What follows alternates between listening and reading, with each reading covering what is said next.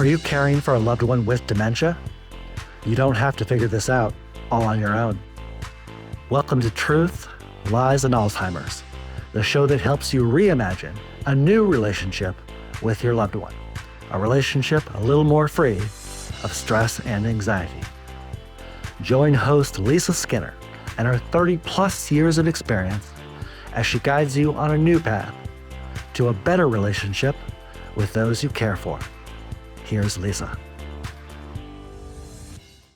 Welcome back, everybody. Today, we're going to be diving into a somewhat sensitive topic, but a necessary one to be aware of. It's the topic of elder abuse.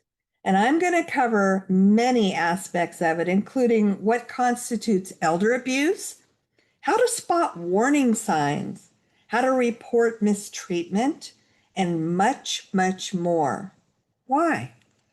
Because every person, no matter how old, deserves to be safe from harm by those who live with them, care for them, or have daily contact with them. Yet, approximately 1 in 10 people age 60 and older who live at home experience abuse, including mistreatment and exploitation. And this is according to the Centers for Disease Control and Prevention. Over time, elder abuse can harm an individual's physical and psychological health. It can destroy social and family ties and cause devastating financial loss. Research also suggests that older people who've been abused tend to die earlier than those who have not been abused, even in the absence of having chronic conditions or life-threatening diseases. And that's according to the JAMA Network, Article 184342. So what does elder abuse actually look like? Well, there's no single pattern of elder abuse. It's a complex problem that can stem from multiple causes, such as a history of violent interactions within the family, lifestyle adjustments, and tensions that can arise as a result of new living arrangements, or a caregiver's personal problems. For example, caregiver stress, mental or emotional illness, addiction to alcohol or other drugs, job loss, or other personal crises can lead to the abuse of an older person. Then there are certain societal attitudes that may also contribute to violence against older people and make it easier for abuse to continue without detection or intervention. For example, older people are often regarded as being insignificant, leading society to fail to recognize the importance of assuring dignified, supportive, and non-abusive life circumstances for every older person. These factors include the devaluation of and lack of respect for older adults and society's belief that what goes on in the home is a private, quote unquote, family matter. Who is most affected by elder abuse? Like other forms of abuse, elder abuse, again, is a complex problem. And it's easy for people to have misconceptions about it. The truth is that most elder abuse and neglect does take place in the home. The majority of older adults live in the community, either on their own or with their spouses, children, siblings, or other relatives, rather than living in institutional settings. And as a result of these statistics, the home is obviously where most abuse happens. Family members commit elder abuse in nearly 6 out of 10 cases. That's startling, according to the National Council on Aging. Anyone can be vulnerable Older individuals who are frail, who are alone or depressed, as well as those with a physical disability or mental illness, are vulnerable to abuse. However, even those who are not affected by these visible risks can find themselves in abusive situations and relationships. Elder abuse affects people across all socioeconomic groups, cultures, races, and ethnicities. Elder abuse takes many forms in many different ways. Sometimes the signs of abuse are silent or hard to detect, giving the perception that everything is okay. So, here are some of the warning signs that a person may be experiencing abuse. There's physical abuse, and it involves, including but not limited to, inflicting physical pain or injury, or inappropriate use of restraint, unexplained injuries such as bruises, sprains, burns, and or welts, especially if you're noticing that these things are recurring. Then there's emotional and psychological abuse, and this includes but not limited to insults, threats, humiliating the elder, isolating the elder, or intimidating the elder.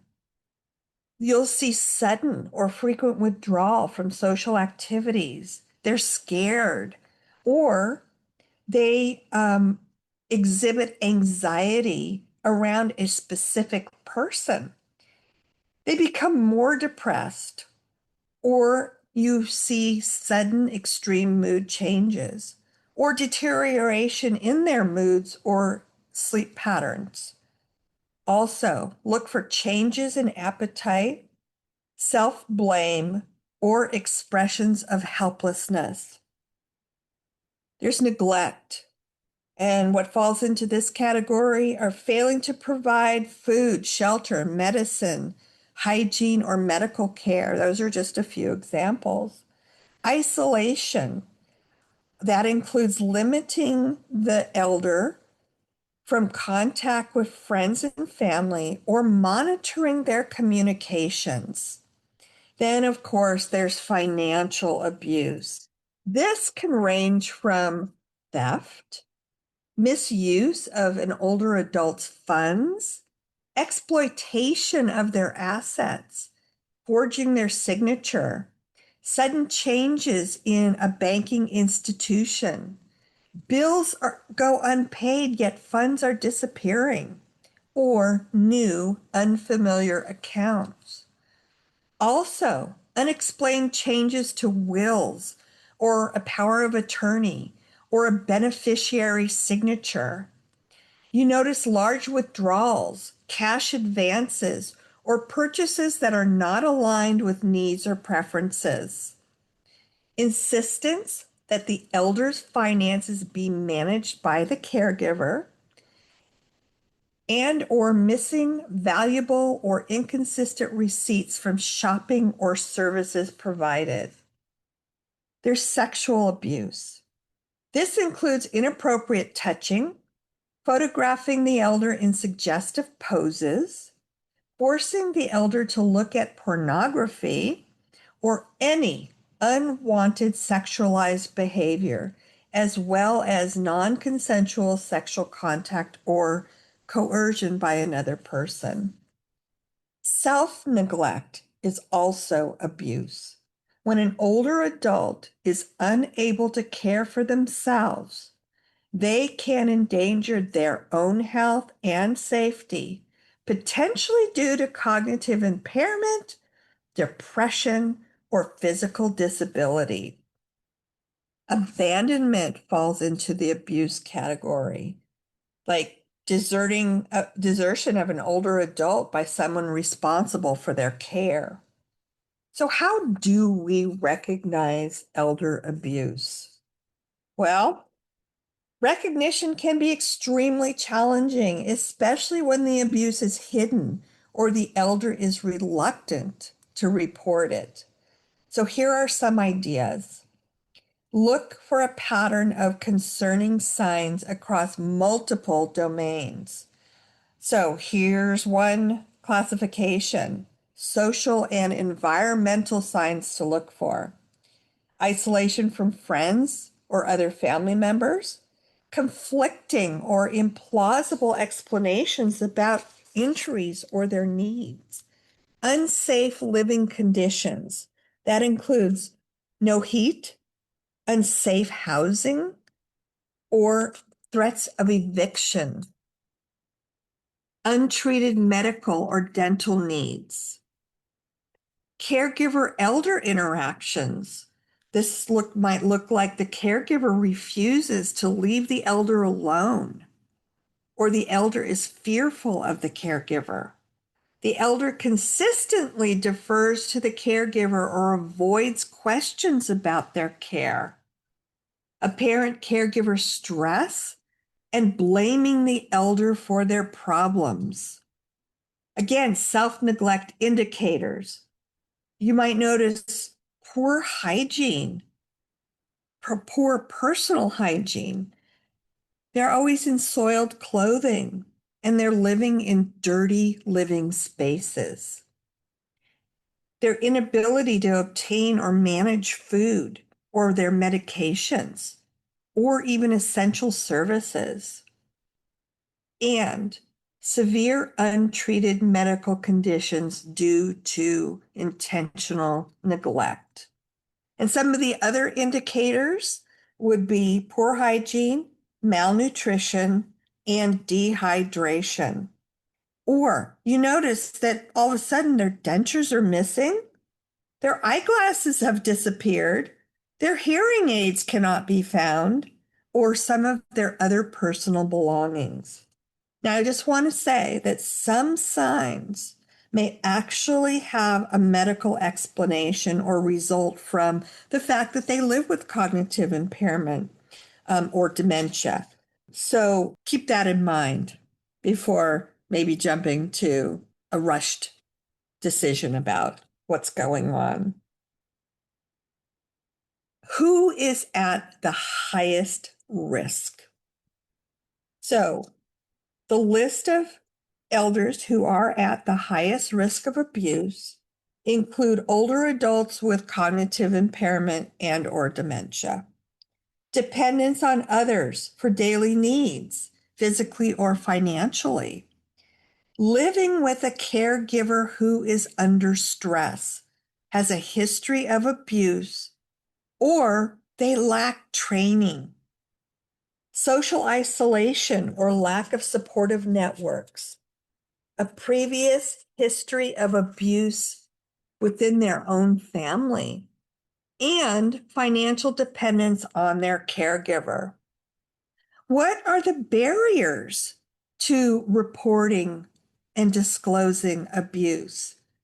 Well, the most obvious one would be fear of retaliation or losing essential caregiver support, losing their independence. Having cognitive impairment or communication difficulties could hinder their memory and ability to communicate with others. Feeling shame, guilt, embarrassment, or a believing that abuse is a normal part of living, or it's a cultural belief. Dependency on the abuser for care, and you always have to factor in family dynamics or fear of institutionalization. What do you do if you suspect elder abuse? Step one, the first thing you want to do, make sure the elder is safe. If there is any immediate danger or acute harm, you want to contact emergency services. In the US, dial 911. Elsewhere, use the local emergency numbers. Number two, document what you are observing. Record dates, times, and descriptions of your concerns. Note physical signs, statements from the elder, or changes that you've noticed in their behavior. And preserve any physical evidence. So, in other words, don't wash or move injured belongings unless necessary to prevent harm. Step 3, try talking with the elder if safe and appropriate. Choose a private, calm setting. Use respectful, non-judgmental language. Express concern for them and ask open-ended questions. For example, I'm worried about your safety. Can you tell me what's been happening? Avoid pressuring or arguing with them and respect their autonomy and decisions. And then, of course, report what you discover, to the right authorities. Reports are often confidential and protected by law. In the US, you can report to Adult Protective Services in your state, your local police or sheriff department, a long-term care ombudsman if abuse occurs in a facility, a state agency overseeing elder care or social services. And then in other countries, you can contact a social services or Department of Aging and Elder Affairs, police for criminal abuse, national helplines or elder abuse hotlines. If you're uncertain, start with Adult Protective Services or local social services, and they can guide you. Seeking additional support, medical evaluation for injuries or health care concerns by a medical provider, or social services are available for counseling, respite care, and or caregiver support. Legal advice is available, elder care attorneys on guardianship, powers of attorney, and or protective orders. And then financial protection resources that include credit monitoring and fraud protection. And then finally, create a safety plan. Identify trusted individuals who can help with daily oversight. Arrange for safer housing, access to transportation, and regular check-ins. And then consider temporary or permanent changes in caregiving arrangements if you feel that is necessary. Now I'm going to talk a little bit about how different settings affect reporting and resources, because that varies. So if the abuse is occurring and it's in a home-based environment, this often requires coordination with adult protective services, social workers, and primary care providers.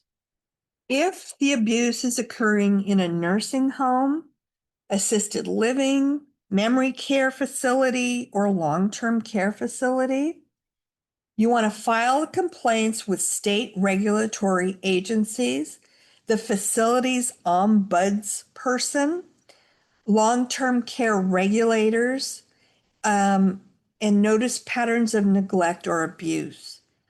If the abuse is occurring in a hospital setting, the medical teams can document injuries, coordinate with social work involvement, and report concerns to Adult Protective Services if abuse is suspected. So here are some prevention strategies for you to be aware of. Regular, open communication with older adults and caregivers. Provide caregiver support. That includes respite services, training in caregiving techniques, and in stress management. Safeguard their finances, monitor their accounts, set up alert notifications, and use trusted financial professionals. Do some proactive legal planning. by creating advanced directives or a durable power of attorney, guardianship arrangements, and living wills and trusts. Ensure safe living environment by monitoring home safety assessments and assistive devices to prevent falls. Then there are community connections, social groups, senior centers, and routine check-ins. Welfare checks is one of them. And of course, always stay on top of educating yourself.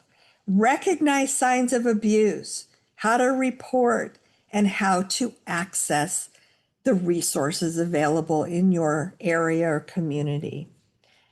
Legal and ethical considerations to be aware of.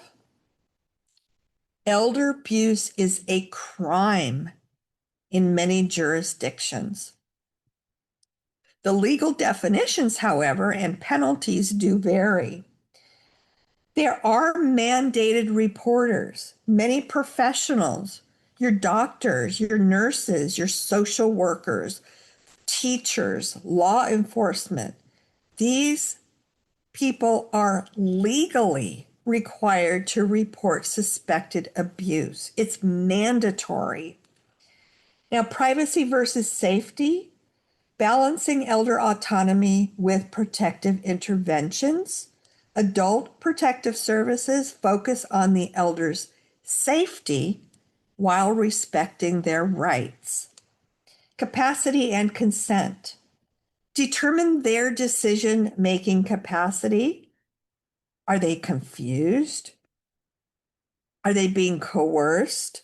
Because all these things can definitely and obviously complicate them giving consent to anything.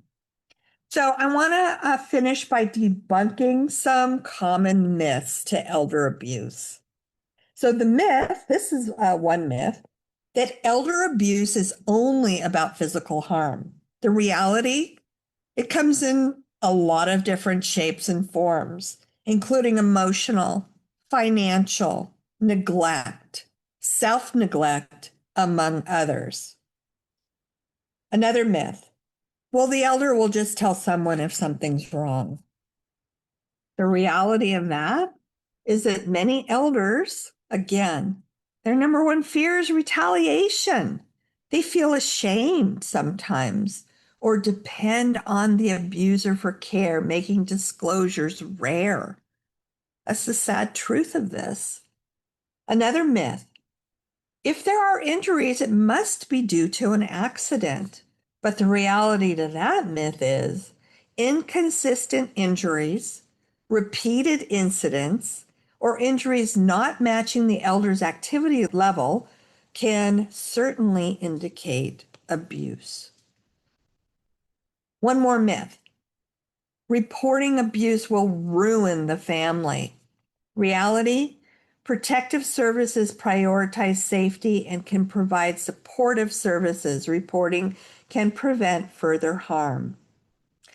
So hopefully you will benefit from being aware of everything that I've shared with you today.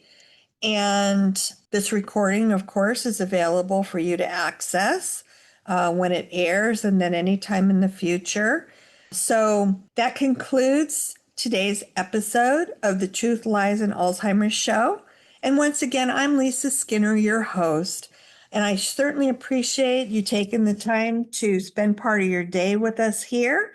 And I look forward to bringing you another brand new episode next week. Have a great rest of your week, and please try to stay happy and healthy. Bye for now. Thank you for listening to Truth, Lies, and Alzheimer's. We hope you found something in today's episode that helps. We understand that caring for a loved one with dementia can be the challenge of a lifetime, but you don't have to do it alone. If you're ready for exclusive access to even more great content and resources, head on over to Facebook and join Lisa's Minding Dementia Support Group. We're a community of like-minded caregivers, and we're here to help.